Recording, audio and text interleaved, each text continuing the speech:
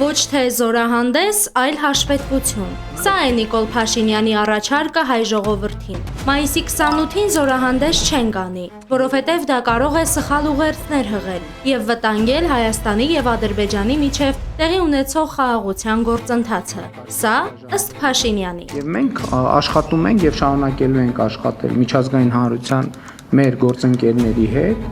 ներառյալ տարածաշրջանի երկրների հետ, որպեսզի նրանք որևէ կերպ դա չընկալեն որպես խաղաղության օրակարգից հրաժարում։ Կուզեք, որ Հայաստանում զորահանդես լինի։ Ինչու՞ չէ։ Թողնի ինչ է։ Զինվորները հպարտ կքայլեն համ զինամթերքը ներսից տան։ Ուզում եք լինի զորահանդես։ Իմ ուզելով, հա։ Ինչ ասեմ,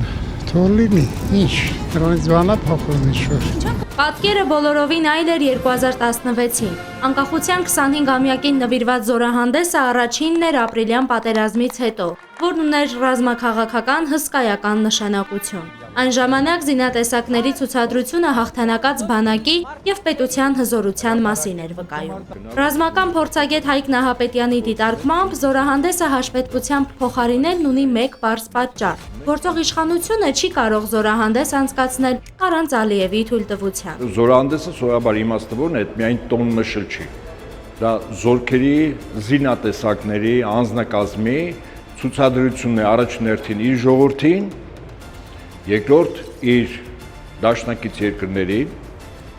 որ կայացած բանակ ունի,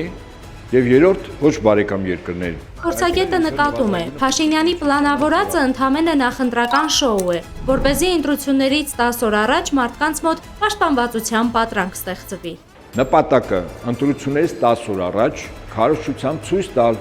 որ իր այսպես կոչված խաղաղությունը ինքը ապահովում է նաև զենքով, ահավասիկ նայեք, ըստ զենքը, ըստ զենքն էլ պատրաստ է մեր հայրենիքի սահմաններ պաշտպանել։ Նահապետյանը նաև անդրադառնում է Փաշինյանի հայտարարություններին, թե բանակն այսօր սպառազինված է ինչպես երբեք։ Փորձագետը սա որակում է որպես ակնհայտ կեղծիք, հիշեցնելով մինչև 2018-ը ունեցած իրական զինանոցը։ Մեր սպառազինությունը բանակի միջև իրեն իշխանությամբ բերելը ամենասպառազինված բանակներից մեկն է եղել։ Այդ թվում նաև Հայաստանը ունեցել է զինատեսակ, որը ունեցել է միայն արտադրող երկիրը Ռուսաստանը։ Սկանդեր տիպի հրթիռները միայն Ռուսաստանը տվել էր իր ռազմավարական դաշնակից Հայաստանին, սա ցույցիչ է։ Այսպիսով այն, ինչ իշխանությունը մատուցում է որպես հաշվետվություն, փորձագետների գնահատմամբ իրականում պարտված երկրի եւ կախյալ քաղաքականության արդյունքն է, որտեղ զորահանդեսը դիտվում է ոչ թե որպես պատիվ, այլ որպես խաղաղությանը խանգարող հանգամանք։